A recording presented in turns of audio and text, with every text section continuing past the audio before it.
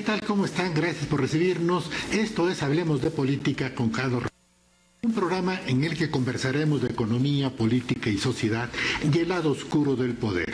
Todo lo que usted siempre quiso saber sobre política, pero temía preguntar. Y bueno, entre lo que uno quiere saber y lo que ustedes quieren saber también, es qué va a ocurrir como tema central, no con el gobierno que se inicia de Andrés Manuel López Obrador por su victoria aplastante el domingo 1 de julio, sino qué va a ocurrir con el PRI como el anterior partido mayoritario. Por eso tenemos una entrevista aquí en cabina con el licenciado Ulises Ruiz Ortiz, exgobernador de Oaxaca, pero sobre todo de los principales dirigentes de esta corriente Democracia Interna, que desde hace unos meses viene ya agitando la necesidad de un replanteamiento de lo que sería el partido. Gracias, Ulises. Gracias. Y no se vaya a regresar.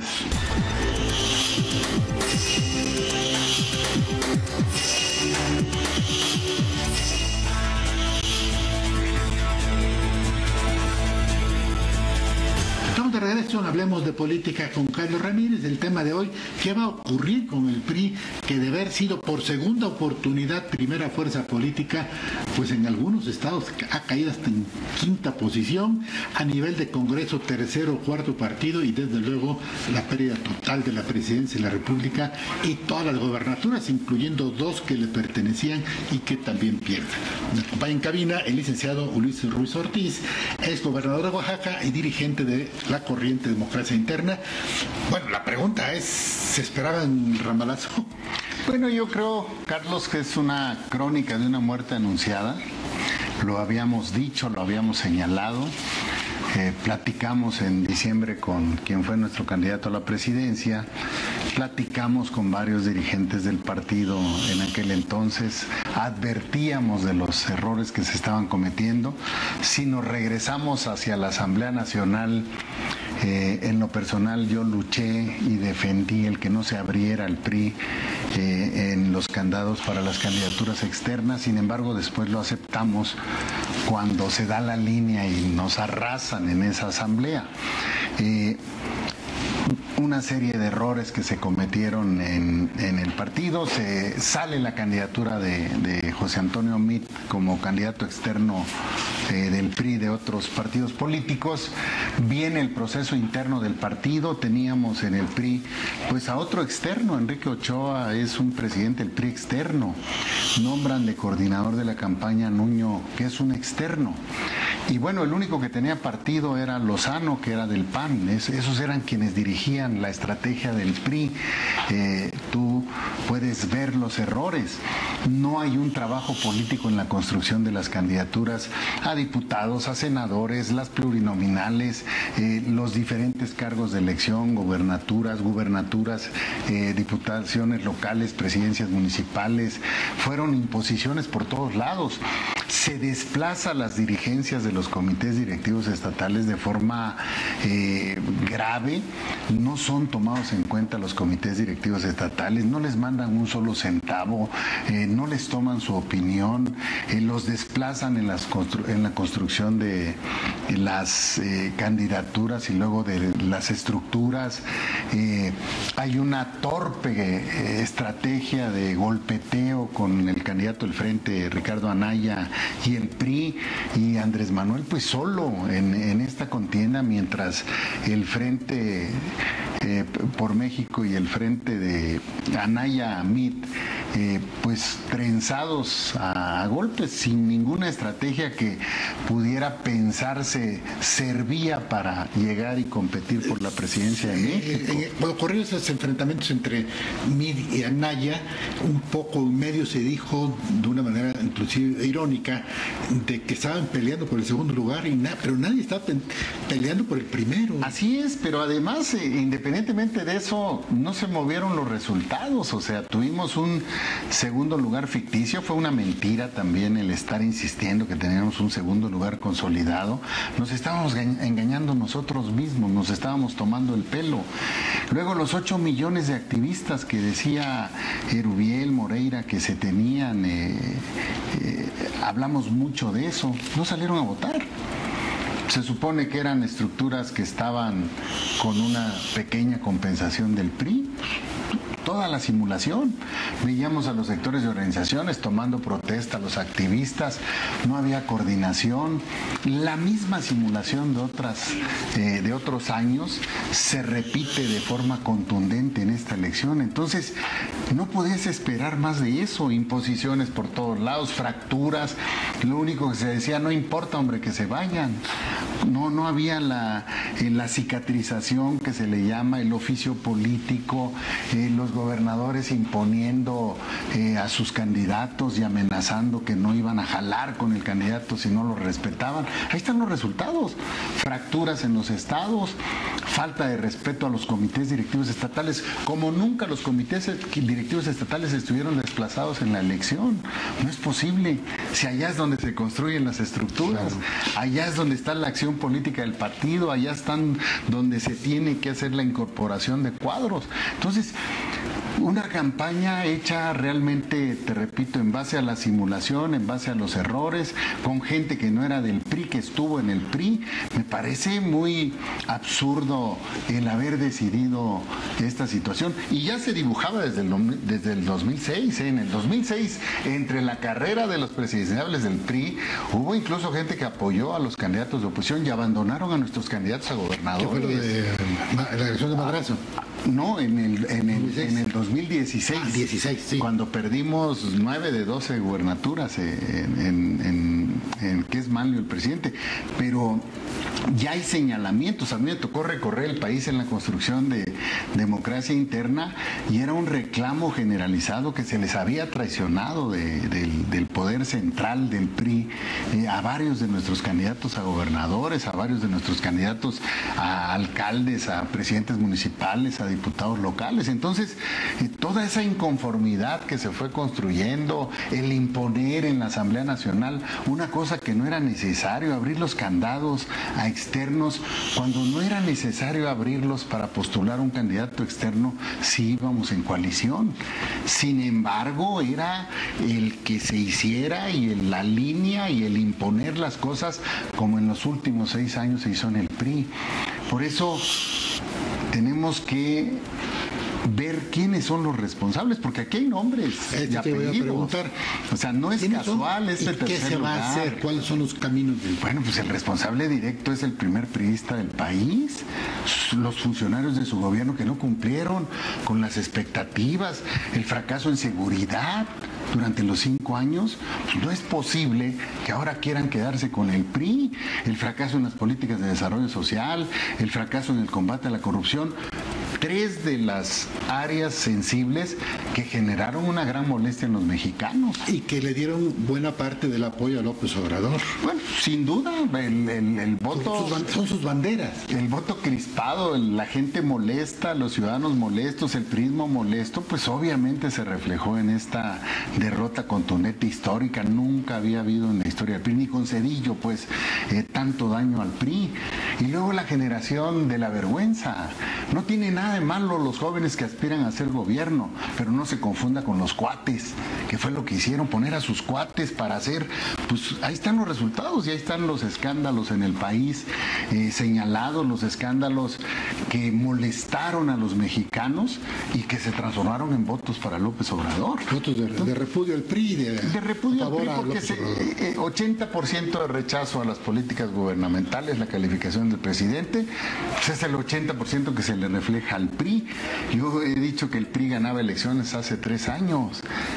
Hoy tenemos el rechazo que tiene, el rechazo del gobierno federal. Entonces, me parece que hay que reconstruir el PRI en todas sus partes. ¿Se puede? Sí, sí se puede, sí se puede. Vamos a pensar que hay 9 millones de mexicanos que votaron por el PRI, es una buena base.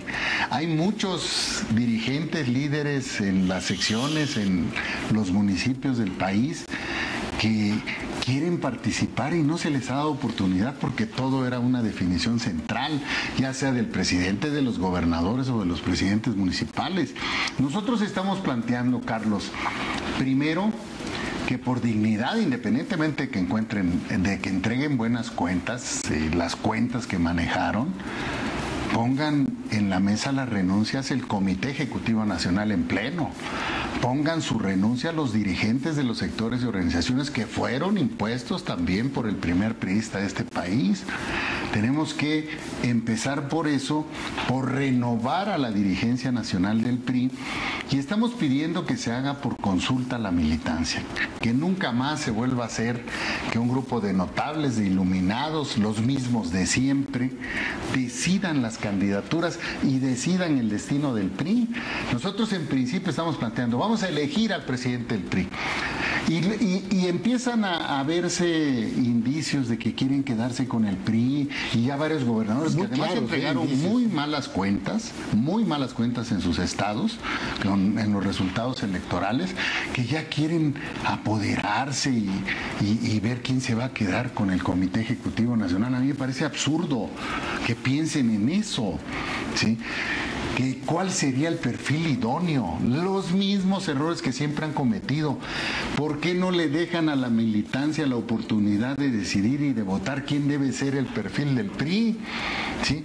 Que se abra la convocatoria, que se registren los que aspiran y que sean los militantes los que definan quién va a ser el dirigente. No busquemos a un bonito, a un académico, a un feo, a la amiga, a la compañera.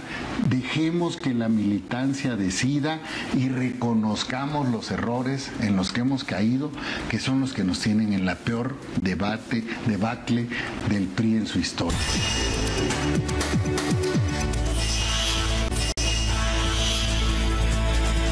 Hablas de esta militancia que debe tener mayor actividad en la reconstrucción del PRI. ¿Es la militancia que queda? Los 9 millones que votaron. 9 millones que votaron, yo creo que hay mucho más priismo allá que no quiso participar. O que puede regresar. Están molestos, que pueden regresar si hay una apertura democrática y posibilidades de participación. Nosotros estamos planteando como primer punto elegir al dirigente nacional. No, primer punto, que renuncie. Sí, que renuncien todos, se construya la convocatoria para definir tiempos de cuándo sería la elección, ¿sí? En esa misma convocatoria tiene que comprometerse a los que aspiren al Comité Nacional a que convoque a Asamblea Nacional como otro de los primeros pasos que se den, y cuando se elija y el 4 de marzo del 2019 tome protesta el nuevo dirigente nacional, venga también como consecuencia la nueva Asamblea Nacional con varios objetivos, Carlos. ¿Qué vamos a plantear nosotros en la siguiente Asamblea Nacional? Primero, que la consulta directa a la militancia y los simpatizantes sea el único procedimiento del PRI para elegir dirigentes y candidatos en todos los niveles. Nosotros vamos a reivindicar la tarea, la dignidad y el orgullo de ser dirigente del PRI. Hoy parece que tienen más candados quienes son dirigentes del PRI que los externos. ¿Sí? Si ya ganaste una consulta en un comité municipal del PRI, eres un serio aspirante a ganar la consulta para ser candidato a presidente municipal.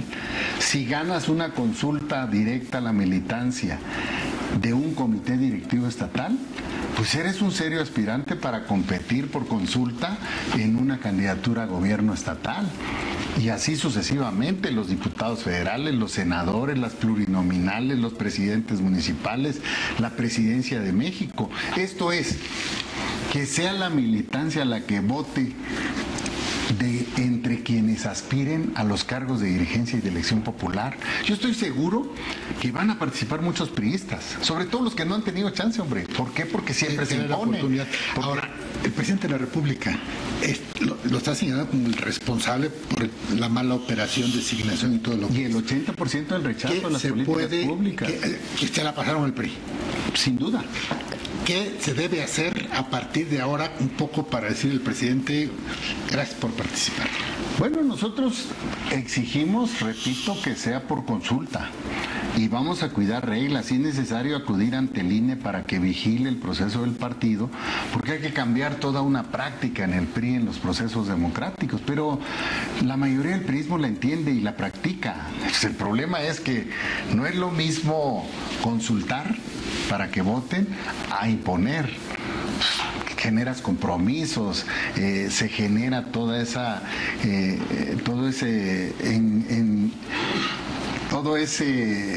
esa complicidad que hay en el poder para ir escalando, ir haciendo negocios, generar corrupción. Eso se tiene que terminar y se va a terminar abriendo los cauces democráticos. Ningún partido político se ha abierto a la democracia. Ningún partido político en el país se abrió a la democracia. Nosotros no podemos hablar de un cambio del PRI, de una reconstrucción del PRI, si no empezamos con el ejemplo. ¿Cómo? Democratizándonos. Eso por una parte. Por otra parte, y tienen que seguir el mismo esquema los sectores y organizaciones. Que al sector campesino pues lleguen gentes que conozcan el sector. Que dejó de existir y de ser funcional. Dejó de existir y de ser funcional. Por ahí vimos cómo andaban los dirigentes nacionales de los sectores. Yo le dije algún día a mí, oye, ponnos a trabajar. Le dije, pues andan en todo el país, pero no están haciendo nada. ¿Sí? Ahí están los resultados electorales. Pues ¿dónde están? ¿Dónde están los activistas del sector agrario, del sector popular, de las mujeres, de los jóvenes, de los obreros, del comité ejecutivo? ¿Dónde están? ¿Qué te está indicando? Una enorme simulación y mentira. ¿Sí? Sí estuvieron en las fotos, sí le tomaron protesta, quién sabe a quiénes. Sí ejercieron los recursos económicos, pero no creo que a las estructuras. Y tienen que rendir cuentas. Digo, para empezar, para seguir, te repito, hacia el interior, todo se debe votar por la militancia. Los vas a empoderar, vas a ver participación en los municipios, en los distritos, en los estados y en la propia presidencial de mucha gente, priista o no, que se interesa en procesos democráticos. Y van a participar los que realmente tengan un respaldo popular, porque son los que nos van a encabezar en las dirigencias del PRI, sectores y organizaciones, y en las candidaturas a cualquier cargo de elección popular. Van a hacer un planteamiento de democracia interna y otros, me imagino, otros grupos similares aliados al presidente de la República para exigir la renuncia del comité ejecutivo y echar a andar toda la maquinaria para nuevos dirigentes y toda la reforma interna. No, no le vamos a exigir al presidente. Me parece que el señor presidente tiene mucho trabajo en la entrega. Yo creo que no vamos a regresar a lo mismo y autorízanos. No, exigirle, porque él se quedó con el control, él puso y quitó el comité ejecutivo. Sin duda, nosotros esperamos que entienda el mensaje que nos mandaron los mexicanos y nos mandó el priismo. Y que por respeto al PRI, para reconstruir al PRI y no acabarlo de destruir, porque lo han dañado más que en cualquier presidente de la República priista, ¿sí? Es no meterse en el proceso de sucesión, que se meta votando. Él es un voto más, como son los gobernadores un voto más, como son los sectores un voto más, como son las vacas sagradas, los notables iluminados un voto más, pero que no estén pensando en hacer reuniones para tratar de sorprendernos y de repente amanecerse que ya se va a quedar una dirigencia. Eso no lo vamos a permitir, ¿no? Y la segunda, importantísima también, en la Asamblea Nacional, el PRI perdió el rumbo. El PRI se alejó de las mayorías.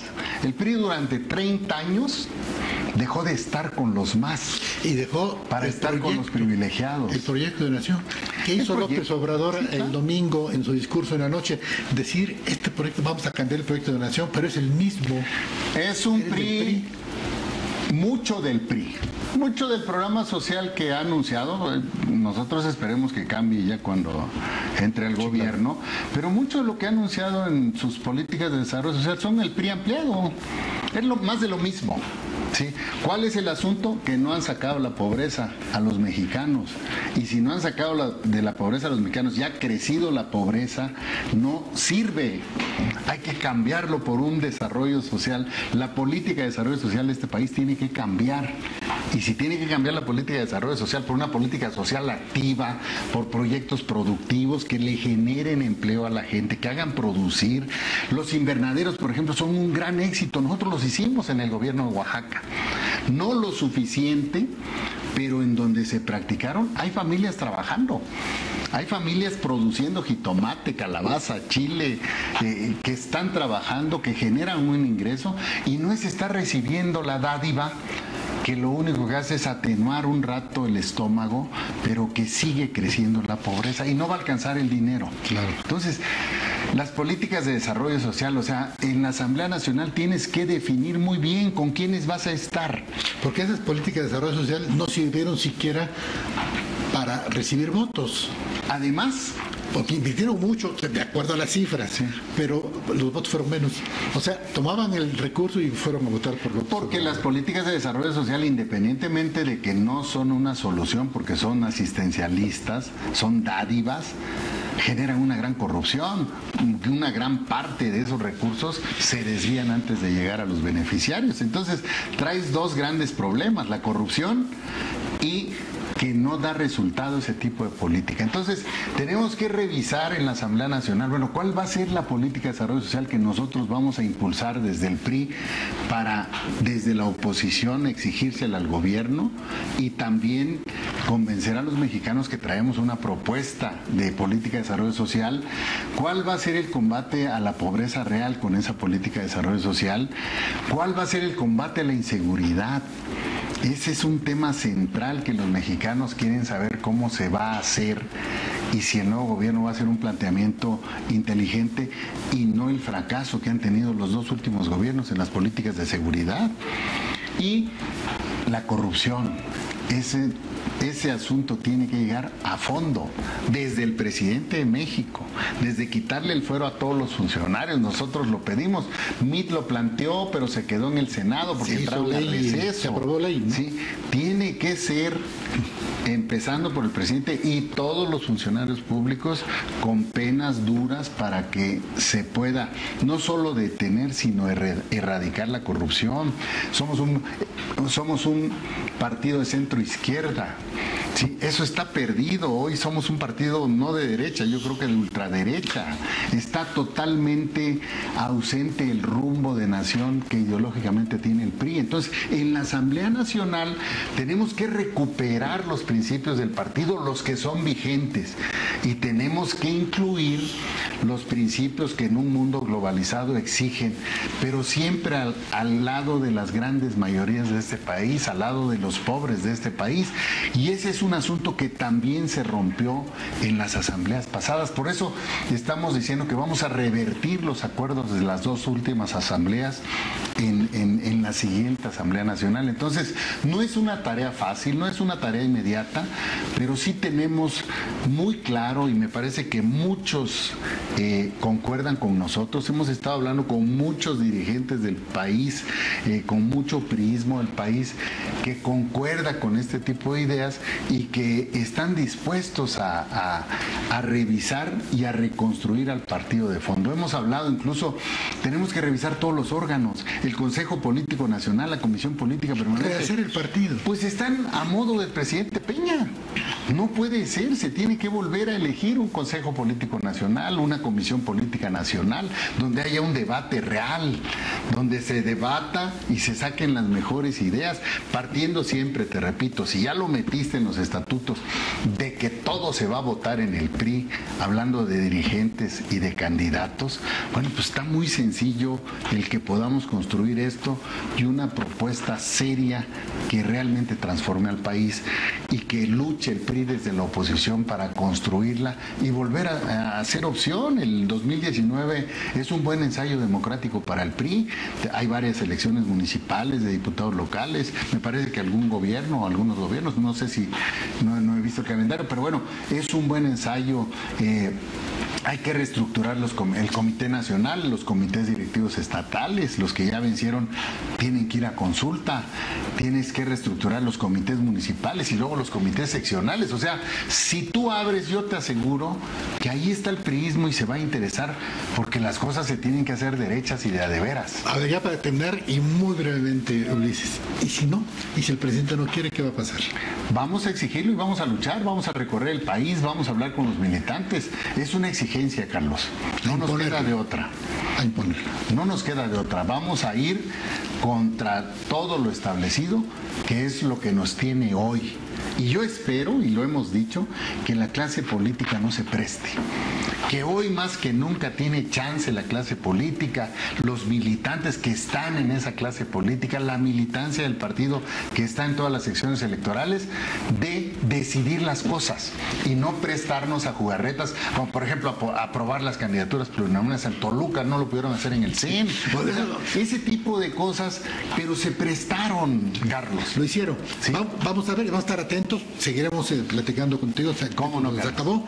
Y cuando dé los primeros pasos, pues desde luego que lo conversaremos. Hoy vamos a sacar un documento de posicionamiento, así con estos pasos, un poco de lo que hablé aquí es parte del Lo documento. difundiremos. Pues muchas gracias. Gracias, Carlos. Gracias por su atención y recuerda, nos vemos en redes, página web indicadorpolitico.mx, Twitter @CarlosRamírezH, Facebook @CarlosRamírezH y correo electrónico, escríbame por favor, hablemos de política TV @gmail.com. Hasta la próxima y muchas gracias.